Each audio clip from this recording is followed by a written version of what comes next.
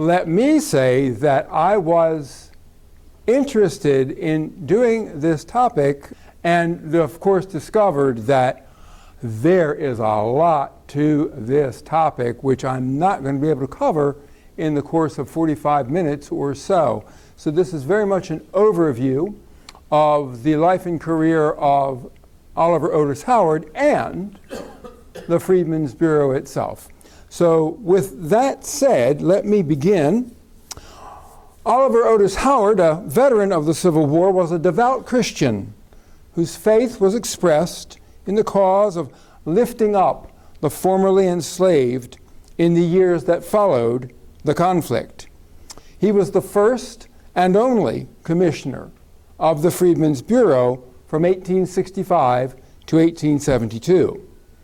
His task, as William Tecumseh Sherman said, was Herculean, and he did much to realize his desire to do justice in the world. So we're going to already skip there. He is, as a young fellow, and now we come to his birthplace, Leeds, Maine, a town that laid northwest of Augusta along the Androscoggin River. This was the birthplace of Oliver Otis Howard on November 8th, 1830.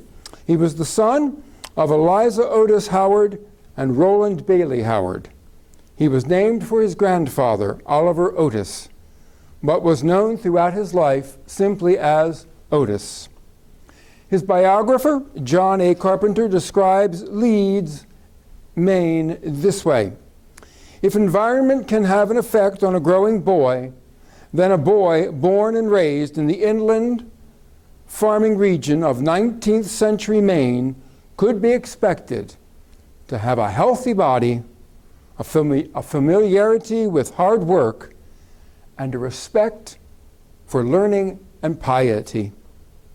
Howard's earliest encounter with an African American occurred when he was 5. His father brought a small black boy to the household who stayed with the family for 4 years. Edward Johnson was brought to assist with farm work. He and Otis played and worked together for those 4 years. This early contact with someone of another race, and these are Howard's words, relieved me from that feeling of prejudice which would have hindered me from doing the work of the freedmen, unquote. Otis Howard was followed by Roland Bailey Jr. and Charles in 1834 and 1838, respectively. Otis Howard's father died when he was 10. His mother remarried to a man named John Gilmore in 1841. Now, Gilmore was a good father and husband, but it was Howard's Uncle John, his mother's brother, who had the greatest influence in the direction of Otis's life. That influence lay in the future. In the 1840s, it was Otis Howard's initial school that was uppermost. He attended the Monmouth Academy and then Bowdoin College, beginning in 1846. Otis Howard had a genuine interest in learning, but he wondered if it might not be best to become a farmer. He said, "Education is my first aim, but I seek not mere money, but a cultivated and enlightened mind," which was an awfully mature outlook for a 16-year-old boy. He was ambitious, yet he also wanted his life to be a life of meaning. Again, his words, "Ought we not exert ourselves on the side of justice and uprightness, and do good that we may receive good?" He did well in his studies, but had not formed a clear idea of a profession. Enter Uncle John, now a member of the House of Representatives in Washington. Uncle John asked his nephew if he would be interested in West Point, Howard was at first a bit reluctant, but he decided to accept an appointment from his uncle, concluding that it was best to be something rather than nothing, and to sacrifice ease to ambition. His West Point experience had its ups and downs. His anti-slavery, abolitionist view, though never strongly put and leaning toward accommodation with the South, put him at odds with many of his classmates. But confronting an antagonist forcibly and joining a debating society raised him in the eyes of his fellow cadets, and he ended his time at West Point well-liked. His first assignment after graduation was at a military facility in New York in 1854. In 1855, he married Elizabeth Waite, Lizzie. After a brief tour in Maine, Howard was then sent to Fort Brooke in Florida by way of Savannah. And it was while in Savannah that he had his first true encounter with the institution of slavery.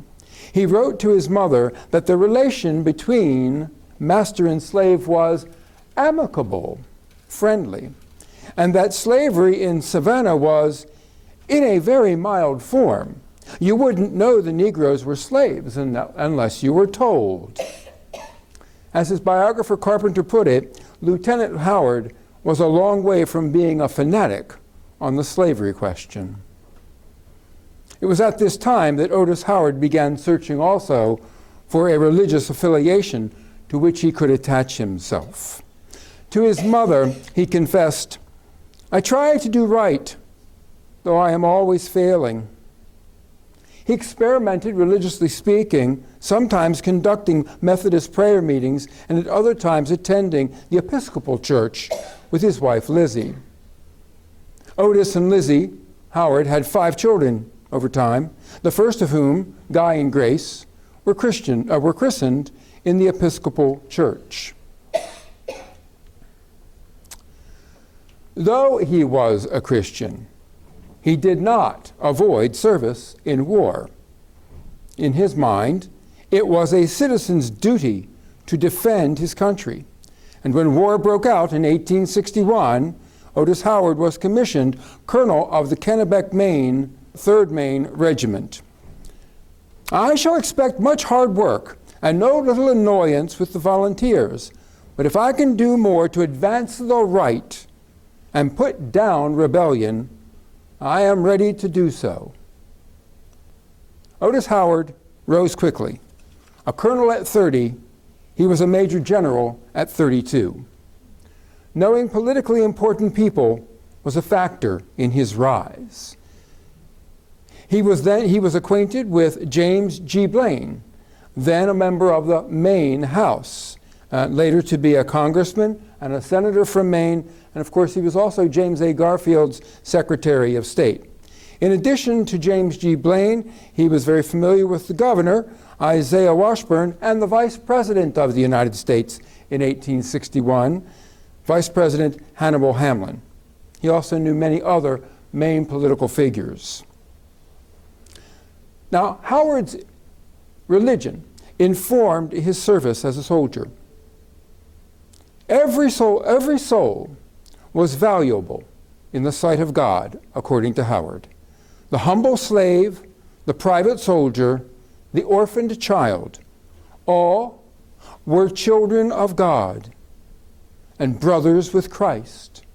And he ardently opposed extremely vindictive measures that would bring suffering to innocents in war.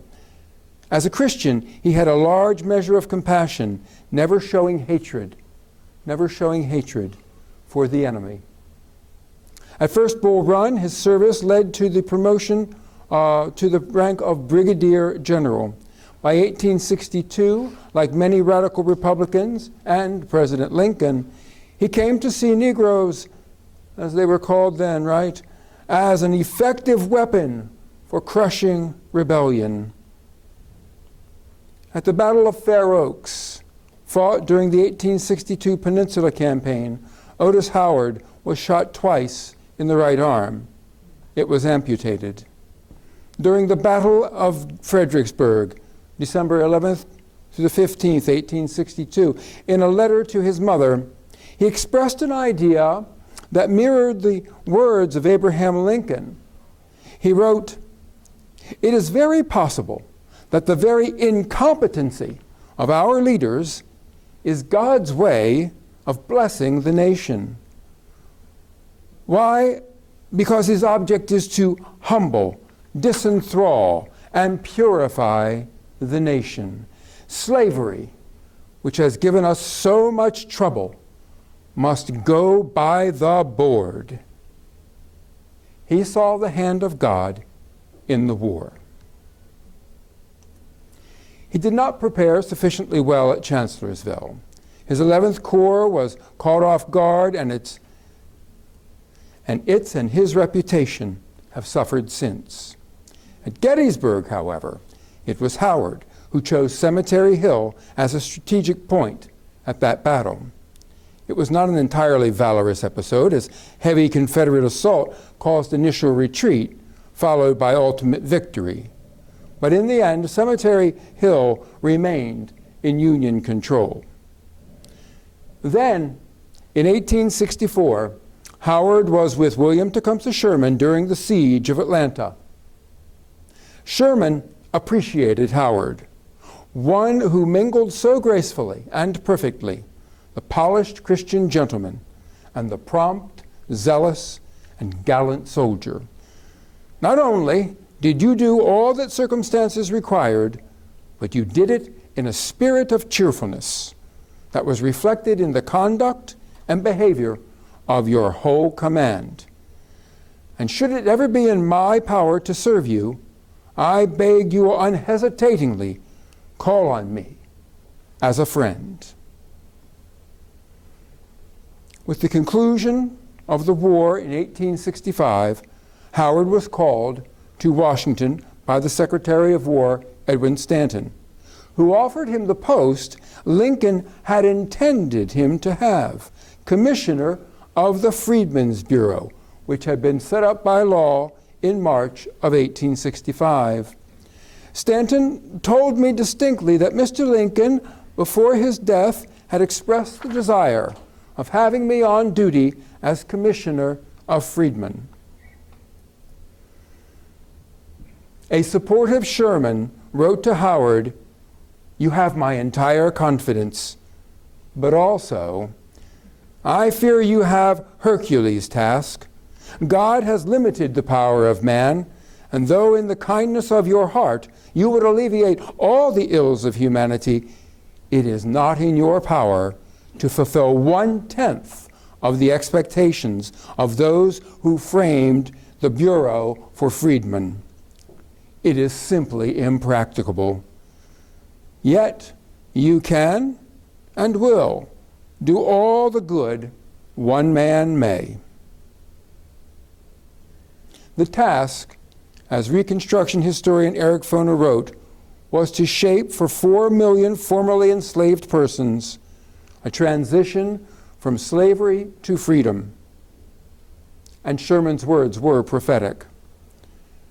There was no clearly defined status for the recently freed people. But at the end of the war, it was clear that the Southern whites were not prepared to accord equality of any kind to those who had been freed.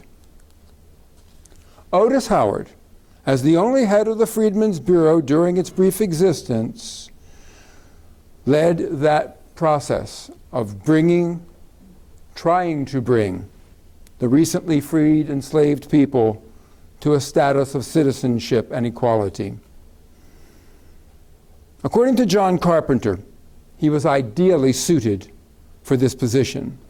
His reputation from his service in the Civil War, his obvious tie to the War Department, out of which the Freedmen's Bureau operated, and his association with Northern Aid Society, many of them of a Protestant background, earned him renown as the Christian general.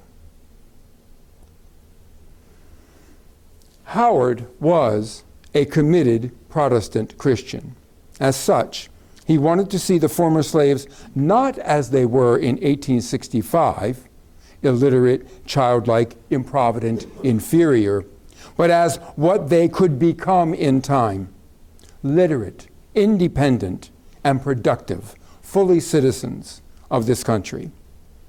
Most of all, he believed that blacks had the capacity to be citizens fully equal to the whites around them. And Howard believed, as did most of the men running the Freedmen's Bureau, Howard believed that a key factor in achieving an independent and productive status for the recently freed, enslaved people was through land ownership. Land ownership was the means of deriving a living and was central, together with education and training, to the successful rise of blacks in society. He also believed, naively, that most Southerners, out of self-interest and out of their humanitarian instincts, would deal fairly with the black people. But the Freedmen's Bureau was handicapped from the start. It was perennially lacking in funding, and it was understaffed. At its peak, in 1865, there were never more than 900 agents of the Bureau in the entire South, which had a population of 9 million at the end of the war. It is remarkable that the Freedmen's Bureau was able to accomplish much of anything. Like most people of his day, Howard did not believe in permanent government agencies designed to offer constant aid. In his view, the Freedmen's Bureau was a temporary agency. It would work with religiously based voluntary Freedmen's Aid associations from the North to help the freedmen with land acquisition, education, medical assistance, and civil and political rights. But it was never intended to be a permanent organization, and this in part explains, I think, why the future unfolded as it did. So in what ways did the Freedmen's Bureau seek to aid freedmen and the white refugees made homeless and impoverished by the war? We'll look at a few examples. In the latter months of 1865, over 13 million government-supplied rations, a weekly supply of cornmeal, flour, and sugar, were issued to freedmen and to refugees. And of course, there soon followed evidence of abuse of the ration system by members of both races. And that was a perfect opportunity for critics in the South of the Freedmen's Bureau. Hospitals established in the South by the Union Army were continued under the auspices of the Freedmen's Bureau. Dispensaries providing medical care and drugs at nominal or no cost were established in 1865, but they were discontinued by Howard in 1867. Again, the idea being that this should never be permanent, that the aid that was rendered was meant to be temporary in the first place. Howard oversaw these temporary facilities in the hope that the southern states would establish such facilities themselves. Many of the states in the South did just that. But it's also true that many of those facilities, all of those facilities really, were segregated. A major initial effort by the Freedmen's Bureau was to assist with land ownership, considered early on as the best way for the freedmen to achieve independence from their former masters. Even though the freedmen had no money, were illiterate, easy prey to those who would cheat them, and were thought to be lazy and therefore unwilling to work land to make it profitable, the legislation creating the Bureau included the authority to set aside abandoned lands and confiscated lands in the South for a term of years, at the end of which the land might be purchased and title assigned for the freedmen and also for white refugees. In January of 1865, General Sherman issued Field Order Number 15, setting aside confiscated land on the Sea Islands of South Carolina and Georgia for the use of the newly freed people. The land was to be divided into 40-acre plots. By the fall of 1865, some 40,000 freedmen occupied that land. That land was part of 850,000 acres of confiscated and abandoned lands controlled by the Freedmen's Bureau. Howard wanted to provide land to the freedmen as fast as he could. Planting it primarily in cotton or rice would help blacks gain economic security and independence. But President Andrew Johnson thought otherwise. To encourage Southern white loyalty to the Union, he issued many pardons to ex-Confederates that offered restoration of their land, including that on the Sea Islands that had been set aside by General Sherman. Howard attempted to get past Johnson by ordering his Circular Number 13, instructing agents to set aside 40-acre plots on the Bureau's landholdings as quickly as possible. Johnson revoked Howard's circular. Confiscated lands were returned to their original white owners. General Howard then tried to persuade President Johnson to require anyone owning $20,000 or more in land to set aside from 5 to 10 acres for a formerly owned slave. Johnson refused. By the end of 1865, most of the 850,000 acres held at the beginning of the year had been returned to the previous owners.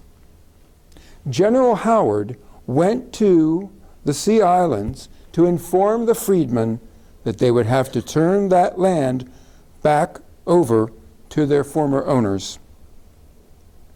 Many of them refused. Consequently, they were forcibly removed from that land by the American Army, by the United States Army. When Congress extended the life of the Freedmen's Bureau in 1866, it dropped any provision related to black ownership of confiscated lands. The Freedmen's Bureau then urged the freedmen to enter a contract system to work with their former masters. This did not go well. The Bureau retreated from its original goal of land ownership for the freedmen. Now we'll look at the area of black civil rights, legal rights in the South. The civil rights of blacks in the South were governed by the view Southern whites held toward them. While Howard and the Bureau agents sought to raise the freedmen up, Southern whites viewed blacks as unwilling to work independently. They believed that blacks had to be controlled. Black codes were instituted, which restricted where blacks could live, where they could work, what kind of work they could do, their roles in court cases, etc. Like many Northern whites, Howard refused to accept the restrictions Southern legislatures had imposed on the people the Union victory had freed. When the post-war court system in the South did not accord the right of blacks to testify in court, to bring suit, to be treated fairly, the Freedmen's Bureau, at Howard's direction, set up 3-man courts, one representing the black plaintiff, one representing either the white or black defendant, and one representing the Freedmen's Bureau. Cases involved contract disputes, vagrancy charges, non-payment of wages, and assault. Whites charged with the same crime, by the way, received less severe sentences. One of Howard's assistant commissioners complained that the freedmen's trials in Texas were worse than farces. The attitude of Southern whites might be summed up in the commentary of a bureau agent in Mississippi. Men who are honorable in their dealings with their white neighbors will cheat a Negro without feeling a single twinge of their honor. To kill a Negro they do not deem murder. To take property away from a Negro they do not deem robbery. And yet, the Freedmen's Bureau, rather than strengthening its courts, worked to persuade dubious Southerners to adopt standards that would ensure fairer treatment of blacks. Southern states complied simply to be rid of the Bureau's courts, which ceased functioning at the end of 1866. Again, the Freedmen's Bureau retreated from its efforts to protect the rights of the recently freed people. The area of endeavor that was most successful and lasting, to which Otis Howard devoted himself, was education. Education was another means, and perhaps the best means, to independence and economic prosperity. The Freedmen's Bureau under Howard assisted various Northern aid societies in establishing schools for blacks. In collaboration with the American Missionary Society and the Freedmen's Union Commission, among others, many elementary schools were built to educate the recently freed enslaved people. The Freedmen's Bureau under Otis Howard furthered the cause of education for freed people in several ways: by helping the aid societies build schools, by assisting with provisioning and paying teachers. Howard and the Bureau encouraged teacher training, vocational education, and higher academics in the fields of medicine, law, and theology. With Howard's leadership, the Freedmen's Bureau helped to establish the Hampton Institute in Virginia, Atlanta University, Fisk University in Tennessee, Lincoln University in Kentucky, and Howard University in Washington, D.C. Many in the North supported this work, but it was controversial among Southern whites.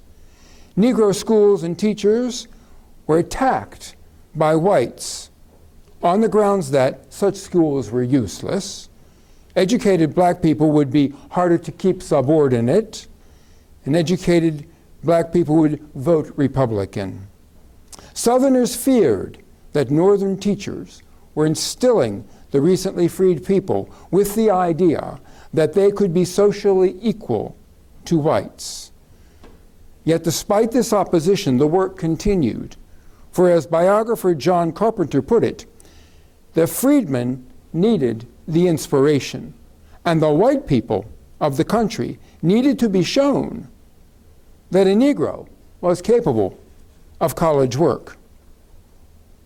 As the work of the Bureau wound down, Howard became an advocate for the newly established Bureau of Education, the brainchild of James A. Garfield. The Bureau of Education worked with benevolent state and local agencies to continue establishing schools in the South as the Freedmen's Bureau expired. Howard knew, however, that only 1/10 of the freedmen children were in school in 1869. Still, it must be pointed out that thousands of recently freed people received some kind of education because of the collaborative work of the Freedmen's Bureau. Unfortunately, Congress was less willing to make the investment in education, and the American people themselves, by 1870, were less interested in the progress of the freedmen. The founding of Howard University in Washington, D.C. was the most important work Otis Howard did outside the Freedmen's Bureau. He had a significant role in its founding, and he successfully guided it through its first stormy years. He secured the land on which the university was built. He raised funds for its operations. He found employment for students who were having trouble meeting their expenses. He raised money for an endowment, even writing to England's Queen Victoria for support. He was a vocal proponent of the ability of the freedmen to perform academic work well, and to prove his point, he insisted on maintaining high academic standards. Otis Howard was instrumental in the establishing of the departments of theology, music, and commercial arts at Howard University. He resigned as president of the school at the end of 1873, but he remained a trustee until 3 years before his death in 1909. Howard, I wanted to point out here, let's take a look. Well, there's the original building, and then you see all these gentlemen from the year 1900. They're graduates of the law school. And I was just fascinated by this photograph where you see them, so well dressed and, so proud of themselves. You look at this image, I think, and there are just many, many things that you could draw from this, the pride that these men took in their achievement as law students at Howard University. I'll make one more little aside here. I wanted to try to find another connection for James Garfield with this talk. And when he was president in 1881, he attended the commencement ceremonies of the law school at Howard University, and he gave those students their diplomas, and he noted in his diary that one of those students, Charles Lemos, was his barber. So here's a fellow who's a barber, but he wants to become a lawyer. He attended Howard University, and President Garfield gave that man his diploma. Little aside there. A few more photographs from Howard University. Again, it's integrated racially. So you see on the left side here, 3 gentlemen of African American heritage and one fellow who's clearly of European descent. And then you also see that Howard University from its beginnings was coeducational. Howard defended the work of the Freedmen's Bureau and the Bureau of Education, saying that, these are his words, "Education is generally the best possible investment that can be made in a free government. Intelligent citizens, in all their varied occupations, make constant returns. The general education of the masses always tends to the procurement of the largest liberty, consistent with good government." And again, I might add an aside, James Garfield said practically the same thing.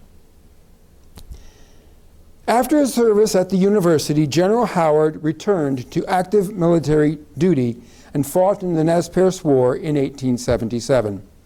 In January of 1881, President Hayes appointed Howard commandant at West Point. He held that position until September of 1882. After his service at West Point, Howard was sent to command the Department of the Platte in Omaha. In 1886, with the death of Winfield Scott Hancock, Howard was promoted to the rank of Major General and assigned to duty in San Francisco. His last assignment was at Governor's Island in New York. He left the Army in 1894 and died in 1909. Otis Howard, born to modest circumstances in rural Maine, was a student of war, an accomplished soldier in war, and a committed Christian. He gained the notice of William Tecumseh Sherman and Abraham Lincoln for his qualities as a soldier and as a Christian. Aside from his war service, his most notable work was as commissioner of the Freedmen's Bureau between 1865 and 1872. As General Sherman said, it was a Herculean task. In many ways, it was a thankless task as well. The Freedmen's Bureau was never sufficiently staffed, with 900 personnel in 1865 and only 159 on staff by the end of 1868. Its ability to advocate for the freedmen was limited. In every area of endeavor, land acquisition, legal rights, rationing and medical care, protection of legal rights and education, the agency and Howard were stymied by the opposition from Southerners who could not and would not allow freedmen social and political equality.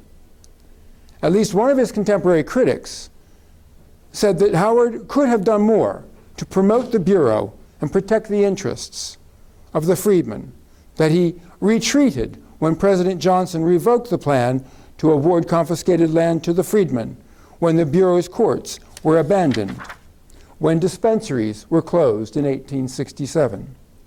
Had the Christian General Howard, so much identified with the freedmen's well-being, resigned, such an uproar would have been created that there would have been different outcomes. So Howard's critics argue, and this may be true. But under Oliver Otis Howard's leadership, the Freedmen's Bureau was able to alleviate the suffering of blacks and whites in the South in the aftermath of the Civil War, establish ideals regarding the legal system for fair treatment, and most important, it founded many schools and universities for the training of the formerly enslaved, and those schools endure to this day. Oliver Otis Howard deserves credit for that. So I will leave it there, ladies and gentlemen, with one last image of Otis Howard toward the end of his life. There he is. And that is rather an overview of the Freedmen's Bureau and Oliver Otis Howard's role in it. And thank you all for coming today.